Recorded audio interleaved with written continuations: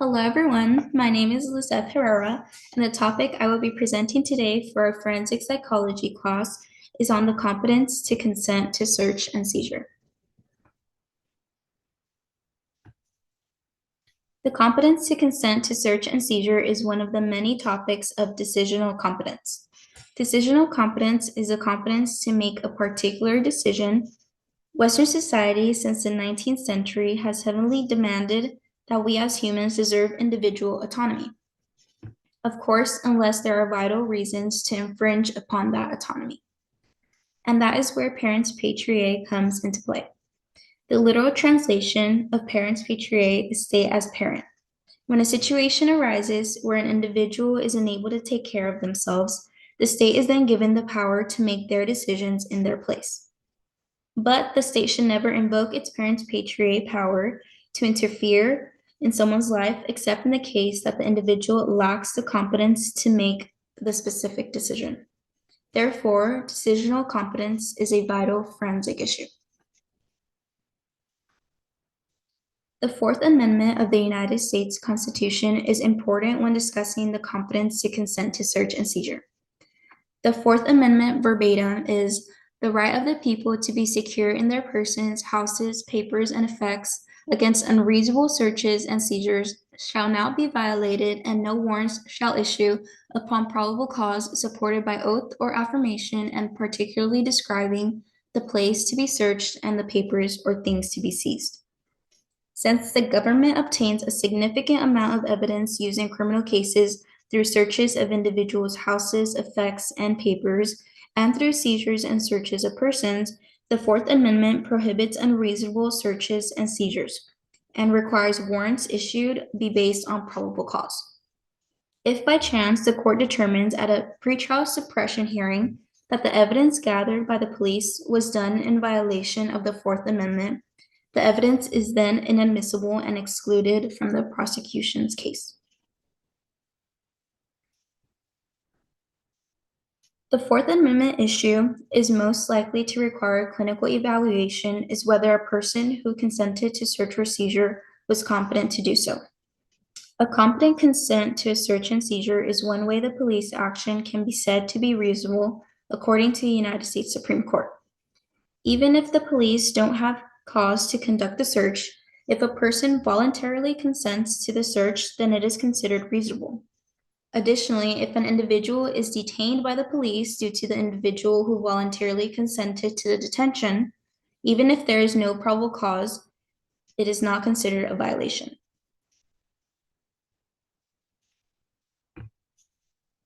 As mentioned by the Supreme Court, an individual's consent can be voluntary even if they aren't aware of their right to refuse the consent. That was ruled in the case of Schneekloth versus Bustamante in 1973. In that case, the U.S. Supreme Court ruled that the state doesn't need to prove that the person who granted consent to a search knew of the right to refuse consent, which is a contrast to an assessment of competent to confess where the court needs to determine whether the suspect waived their right to remain silent knowingly and voluntarily.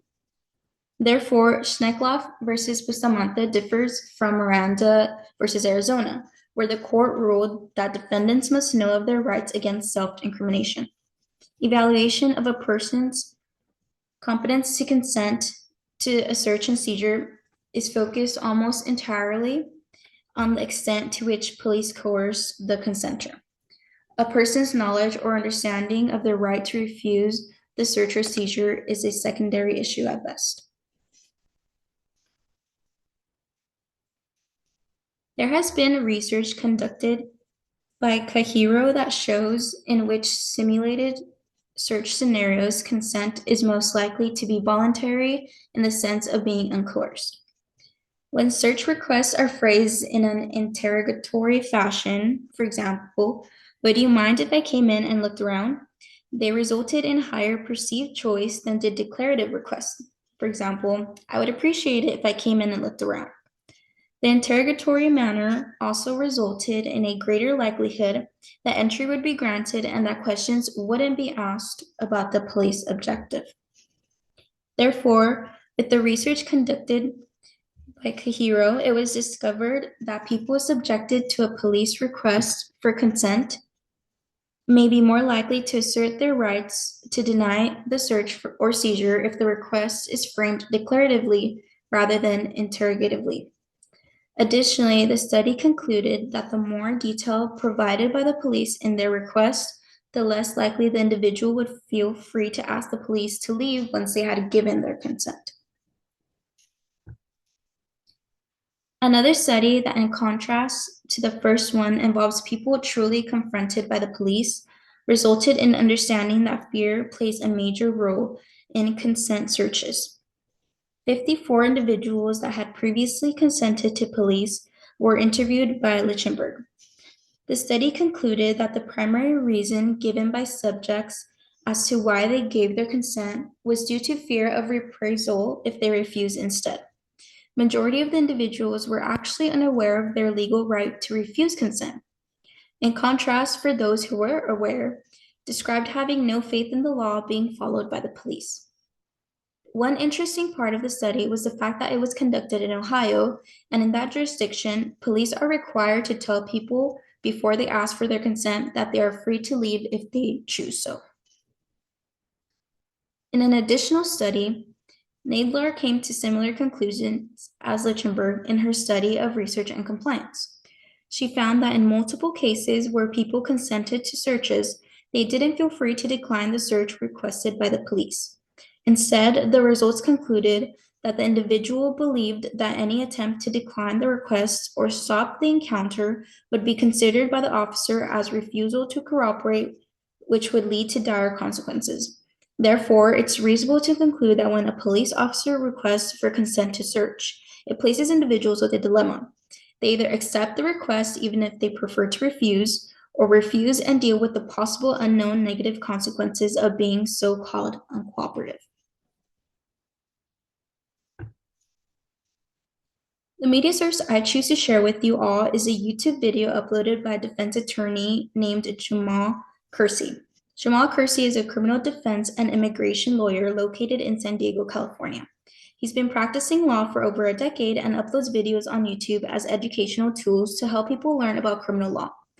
In this video that I attached, he described the Fourth Amendment and what consists of a reasonable search and seizure. Additionally, he explained how searches without warrants are then considered reasonable once a person consents to a search with or without probable cause.